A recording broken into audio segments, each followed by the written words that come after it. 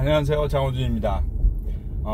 무엇이 중요한지라는 말이 있죠. 그래서 가장 중요한 것은 기술입니다. 그러니까 이제 기술이 있는 분은 뭐 장비를 어떻게 쓰느니, 어떻게 뭐 해야 되느니, 이런 부분에 관해서 장비라는 것이 도구니까, 내가 뭐 고기를 써는데 그거를 전문적인 칼로도 쓸 수 있는 거고, 과도로도 쓸 수 있는 거고, 뭐 톱으로도 쓸 수 있는 거고, 용도에 따라서 정확하게 그 원하는 작업을 할 수 있는 그 과정, 그 기술 그 자체가 더 중요한 거라고 저는 생각을 합니다.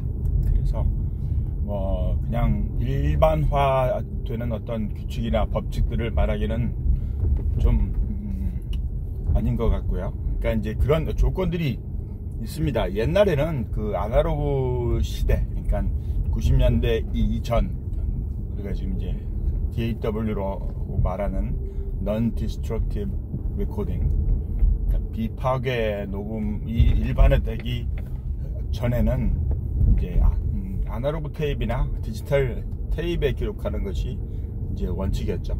그러니까 그 아날로그 테이프에 기록하던 시대인 90년대 중반까지는 뭐 일단은 기본적으로 이 테이프의 다이나믹 레인지라든지 기본의 특성상 테이프에 어떻게 녹음되는지를 우리가 실제로 정확하게 모니터링을 해봐야 할 필요가 있던 시대예요. 그리고 그 테이프에 녹음되는 그 환경 자체에서 우리가 지금 그냥 뭐 아무 믹서나 봐도 있는 것 같이 채널 수만큼의 다이나믹 컨트롤과 뭐 어떤 그런 기능들이 뭐 있는 콘솔도 있었지만 엄청나게 비쌌고, SSL 이런 거 대부분 녹음실들이 그렇지 않은 환경이었으니까, 그래서 아웃보드들이 정해진 숫자의 아웃보드들만 가지고 사용을 했습니다. 그러니까 뭐 녹음실 가보면은 컴프레서 뭐 한 8채널 있고, 게이트 한 4채널짜리 2개나 있고, 166이나 155 같은 1개짜리 2개짜리들이 뭐 이렇게 몇 개씩 있고 하는 그런 시기였어요. 레드, 포커스라이트, 뭐 컴프레서 같은 거 하나 있고, EQ 뭐 이런 거 몇 개 있고, 그러니까 그런 시대였으니까, 그러니까 녹음 전체에 걸쳐서 우리가 쓸 수 있는 어떤 그 하드웨어적인 한계들도 있고, 앞서 말씀드린 것 같이 테이프에 어떻게 레코딩 되는지를 우리가 확실하게 모니터링을 해야 할 필요가 있었기 때문에, 그리고 실제 녹음을 하는 엔지니어들의 기술적인 부분이 일단은 우리가 뭐 염려하는 그 시그널을 망가뜨리고 뭐 시그널을 어떻게 하는 그 정도 실력이라면은 그 녹음실에서 그 장비들을 만지지 못하는 상황이었으니까, 충분히 좋은 소스를 미리 콘솔에서 만들어 놓고 그걸 레코딩을 해서 그걸 이제 뒤에 재생해서 믹스다운 때는, 그러니까 채널별로의 시그널 프로세싱의 중요한 부분들을 고려하면서 녹음을 하고, 그러니까 거기에 컴프레서도 거는 게 당연한 거였고, 거기에 뭐 EQ나 해서 이제 음색을 잡아서 그 정확한 내가 지금 원하는 소리를 만들어서 녹음하는 게 그게 뭐 정석이었어요, 그게. 그리고 그렇게 녹음하는 것을 이제 믹스다운에서는 전체 사운드에 맞게끔, 그 블렌딩에 맞게끔 소리들을 조절해서 다시 프로세싱을 하는 작업이었고, 그러니까 뭐 예전에는 뭐 누구는 그냥 프리로만 증폭을 해서 녹음했다 뭐 이렇게 말하기는 어려워요, 이게. 그러니까 그렇게 할 수도 있었지만은, 또 그리고 그렇게 하는 녹음실도 있었습니다. 제가 이제 실제로 믹스를 하는 경우에도 이제 이게 그 다른 분이 녹음해 놓은 걸 이제 그 녹음실 가서 믹싱을 하는데 시그널들이 너무 적은 거예요, 이게 다 레벨들이, 테이프의 출력들이. 그래서 왜 그런지 봤더니 그걸 이제 모니터 출력에, 그러니까 프리에서 키워서 그냥 그 테이프로 넘어가고, 테이프의 출력이 나오는 모니터링 섹션에서 나오는, 그래서 그거를 이제 모니터하는 부분에다가 이제 여러 가지 뭐 컴프레서라든지 여러 가지 프로세싱을 해서 처리를 해놨던 거예요. 그러니까 그것들을 듣고 녹음을 했던 거지. 그러니까 그런 상황에서 해놓은 거를, 그거를 바이패스 해놓은 거니까 그 똑같은 처리를 안 한 상태에서 그냥 녹음 테이프만 걸어놓고 그거를 플레이백을 해버리니까 시그널이 낮은 거죠. 그러니까 그런 면에서 이제 그럼 오케이 다시 작업을 하고 막 그래야 되는 상황이 벌어지는 거예요. 그러니까 그게 이제 옛날 이야기인 건데 지금은 이제 뭐 DAW고 기본적으로 레코딩 그러니까 프리에서 키워진 것이 ADC를 통해서 디지털로 변환된 다음에 그게 오디오 인터페이스를 통해서 컴퓨터로 들어와서 녹음이 되면서 그러니까 프로툴이나 큐베이스나 뭐 이런 DAW에서 녹음을 한다라는 과정, 그 다음에 녹음하는 과정 가운데 내가 뭐 컴프레서 걸건 뭘 걸건 하는 그런 부분들은 그게 실제 녹음되는 그 소스와 상관이 없는 것일 수 있죠. 그러니까 그건 이제 비파괴니까 non-destructive 에디팅이나 레코딩이니까. 그러니까 원래 녹음된 소스들은 그냥 파일로 그 프리에서 키워진 채로 아니면 이제 그 ADC에서 통과한 그 상태 그대로만 파일로 있는 거고, 세션이라는 거에서 그 세션이라는 거에다가 걸어놓는 여러 가지 프로세싱을 위한 플러그인들이나 이런 처리들이 그 원래 원본은 건드리지 않고 원래 원본은 그냥 원본 파일을 불러서 그 세션이라는 거 자체에 믹스를 하는 여러 가지 톤 쉐이핑을 하는 그 데이터들이 그 데이터에 변환되는 처리에 대한 것들이 그 안에 들어가 있다라는 거니까. 네, 그래서 소스는 그런 의미에서는 뭐 그거를 그럼 아웃보드에서 굳이 막 여러 가지 처리를 안 하고 그냥 프리에서 그 클린하게 프리에서 클린하게 키운다라는 말도 좀 말이 안 되는 얘기이긴 합니다만, 그러니까 처리를 안 한 상태를 클린이라고 말을 하겠죠. 그래서 그렇게 해서 이제 레코딩을 하는 방법, 그렇게 레코딩을 해서 그걸 이제 믹스다운이나 다른 녹음실에서 다른 보컬 더빙들을 해서 이렇게 보내드는 것이 그게 뭐 맞다라고 말할 수도 있겠지만 그건 이제 과정 그 자체의 기술적인 필요성이나 여러 가지 부분들에 대해서 글쎄요 잘 모른다고 말할 수도 있겠고, 그러니까 그 과정 가운데 벌어지는 여러 가지 부분들이 따로 있습니다. 그러니까 녹음실이라는 곳이 옛날에 7, 80년대에 뭐 그런 진짜 A급 녹음실처럼 일정한 크기 규모의 그 부스를 가지는 상태. 그래서 거기에서 원거리 레코딩, 우리가 이제 원거리 레코딩이라고 원거리 녹음이라고 말하면은 그래도 최하 1m나 뭐 적어도 한 50cm는 그 음원으로부터 마이크를 떨어뜨려서 녹음하는 경우, 그러니까 이제 그렇게 되는 상황에서 녹음들을 해왔어요. 왜냐면 그 어쿠스틱적인 그 룸 모드나 여러 가지 그 공간에서 정제파에 대한 컨트롤, 초기 반사에 대한 거라든지, 그러니까 그것들이 레코딩 스튜디오 그 안에서 이미 해결이 되어 있기 때문에, 그러니까 그 안에서 원거리에서 레코딩을 한다라는 것이 우리가 지금 근접 마이킹으로 막 20-30cm 아니면 뭐 보컬 마이킹이나 뭐 대부분의 마이킹이 거의 뭐 멀어봐야 10cm 이하에서 지금 다 마이킹을 해버리니까, 그러니까 그렇게 할 필요성조차도 없었던 시기입니다. 그게 이제 예전의 레코딩 방식이라는 거예요. 근데 이제 그게 레코딩 스튜디오라는 것이 이제 보급형처럼 나오고, 그러면서 이제 부스들이 뭐 작은 부스들, 그러니까 드럼 부스나 아니면 뭐 피아노가 좀 있는 조금 더 큰 부스들, 그러니까 그런 공간이 많아지면서, 또 그리고 이제 룸 어쿠스틱에 대한 부분들이 예전보다는 조금 더 컨트롤이 그러니까 되기 어려운 공간들, 외벽이 두께가 그렇게 두껍지 않아서, 그러니까 이제 바깥에 뭐 트럭이 지나가든지 비행기가 지나가든지 하면 그런 소음이 들리는 그런 이제 환경들, 그럼 그런 데에 의해서 레코딩을 어떻게 해야 효과적이냐면 당연히 근접 마이킹을 해야 돼요. 그러니까 근접 마이킹을 하게 된다라면은 제가 뭐 몇 차례 언급은 했지만, 이제 근접 마이킹을 했을 경우에는 우리가 원거리 마이킹을 했을 때랑은 동일한 마이크와 동일한 악기의 연주임에도 불구하고 출력되는 소스가 달라져요, 전혀. 그러니까 여러분들이 이제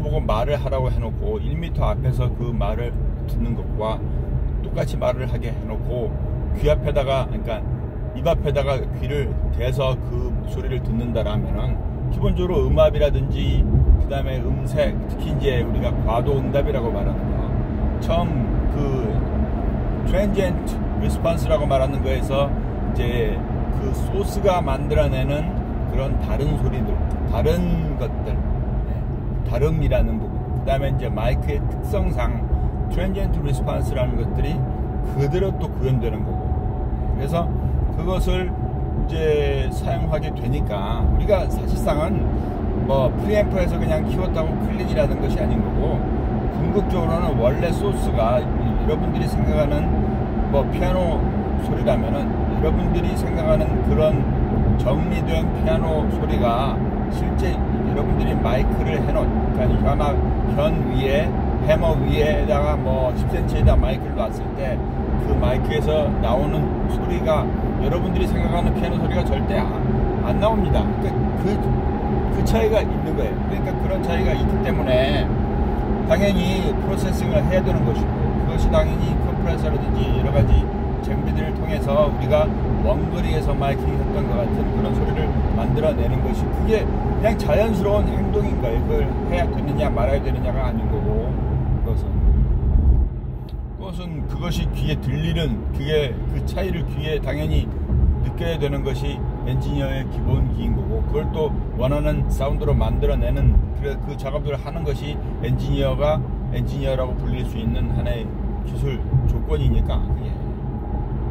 그러니까 그 부분을 뭐 잘못 집은 부분들도 있을 것 같아요, 이게. 그래서 그건 경력으로 말하는 것이 아니고 기본적으로 작업하는 환경 자체가 그러니까.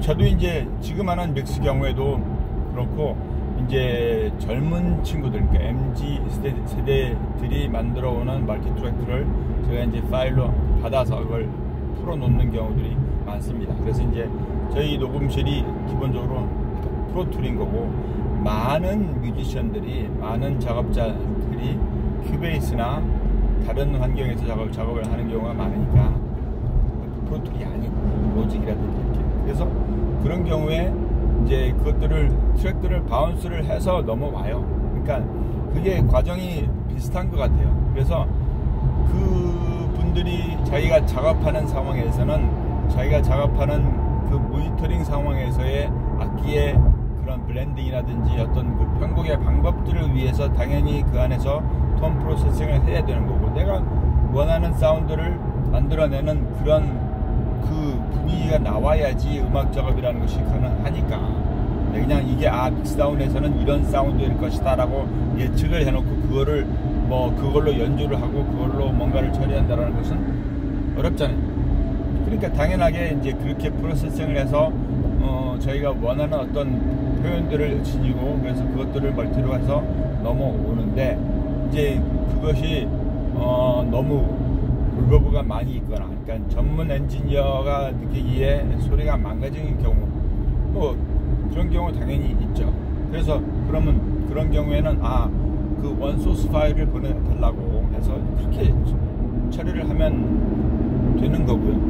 그래서 그게 더 왜 그런지, 그 다음에 실제로 그 받아온 것들을 믹스를 해서 들려주고, 그래서 이런 단계들이 있습니다. 그러니까 이것들은 소스에서 해결을 하는, 일단은 1차적으로 리버브가 너무 많이 걸려있어요. 물론 그것들을 내가 게이트라든지 이런 것들을 사용해서 훨씬 더 뭐 마음대로 컨트롤할 수가 있습니다만, 그래도 일단 기본 소스의 어떤 그 서스테인이나 여운들을 최대한 활용하려면은 안 맞을 것들이 있으면 좋으니까. 그런 거예요. 그리고 업계의 특성상, 업계라는 것이 경제의 기본적인 원리처럼 돈을 많이 버는 것이 원칙이니까, 그래서 사실상은 이 예전처럼 콘솔들이 판매되고 하는 그런 시장이 아니니까, SSL, 리브 같은 회사들이 다 이제 그 아웃보드들로 개인 작업자들이 쓸 수 있는 그런 장비들을 만들어내니까, 그래서 뭐 500 시리즈가 뭐건 간에 이제 컴프레서도 만들고 EQ도 만들고, 그래서 그거를 홈오디오 홈 레코딩 하는 환경에서 여러분들이 프로듀서나 작곡자나 편곡자나 그것들을 쓸 수 있게끔 장비들을 계속 만들어내고 그것들의 시장이 커졌잖아요 지금. 그러니까 저 같은 전문 녹음실에도 없는 그런 환경에 그런 장비들을 뭐 20대 초반이나 10대들이나 그런 경우에도 그것들을 다 활용하는 경우도 많은 거고, 그게 잘못된 것이든 잘된 것이든 그렇게 말하기는 어렵습니다. 다만 이제 바람이 있다면은 뭐 제가 처음부터 말씀드린 대로 기술적인 거, 300만 원짜리를 샀는데 그거를 그냥 책에서 보고 유튜브에서 본 대로만 그 세팅을 해놨더니 사운드가 나는 듣기 편한데 그게 실제 전문 엔지니어들의 귀에는 그게 안 좋은 소리일 가능성도 크니까, 그러니까 그런 부분을 그냥 뭐 하지 말라 하라 이렇게만 말하는 거는 어렵죠. 기술에 대한 부분들을 조금 더 논했으면 해요. 기술에 대한 모든 것이 기술이니까. 모든 것이 기술입니다. 저는 지금 녹음할 때 거의 아웃보드들을, 그러니까 그냥 마이크 프리에서 증폭된 것들로만 일단은 녹음을 합니다. 그거는 왜 그러냐면은 프로세싱을 해서 녹음할 수도 있고, 저 같은 경우에도 리브 채널 스트립 내 채널을 가지고 있기 때문에 일단은 리브 V3에서 나오는 그 옛날 그 큰 콘솔에서 있었던 뭔가를 해서 처리할 수도 있겠지만, 기본적으로 이미 우리가 비파괴 이 non-destructive recording이라는 환경이 있고, 그 다음에 여러 가지 플러그인들도 상당히 많지만 저는 기본적으로 쓰고 있는 것이 여러분께서 이미 라이브 믹싱이나 이런 거 유튜브를 통해서 보신 것 같이 몇 개 안 쓰거든요. 리버브 같은 거 하나 아니면 2개 가운데 하나 골라서 쓰고, 채널 스트립은 기본적으로 프로툴즈에서 따라 나오는 거 9.3 게이트 컴프에다가 Q7 EQ 하나, 그 다음에 이제 딜레이라든지 플랜저라든지 코러스라든지 그건 이제 필요할 때마다 그 정도만 사용을 하거든요. 그 다음에 마스터 단에서 이제 L1이라든지 마스터 EQ라든지 그런 필요성에 의한 거, 버스 컴프 같은 것들도 레벨의 수정을 위해서 사용하기도 하고, 이렇게. 그러니까 모든 것들이 이걸 써서 문제가 되는 거고 저걸 써서 문제가 되는 것이 아닌 거고, 이걸 어떻게 잘 써서 잘 쓰느냐, 이거를 어떻게 잘 못 쓰니까 어떤 결과가 나오느냐, 이런 부분에 좀 포커스가 맞춰져야 되지 않을까 생각합니다. 그래서 섣불리 기술에 대한 부분들을 이렇게 논하는 분들도 너무 많기도 많고, 저도 논합니다만 그래도 경력이 한 이제 40년 돼가는 상황인데, 그런 상황에서는 그런 이야기, 기술적인 얘기 좀 해도 되겠죠? 감사합니다. 장호준입니다. 바이.